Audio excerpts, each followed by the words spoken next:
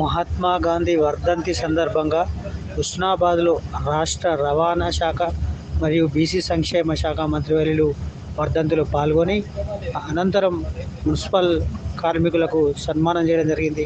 సన్మానం అనంతరం భారీగా తరలివచ్చిన ప్రజలకు రోడ్డు పక్కనే కూర్చోడం వల్ల ప్రజల సమస్యలు పరిష్కరిస్తున్న మంత్రివర్యులు మీరు చూస్తున్నది హుస్నాబాద్లో ప్రజాపాలన అంటే ఇది అనే నిదర్శనానికి ప్రవర్తిస్తున్న రాష్ట్ర మంత్రివర్యులు.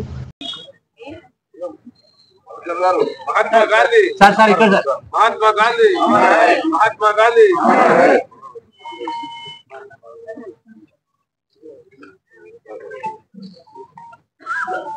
जोहार महात्मा गांधी की जोहार महात्मा गांधी की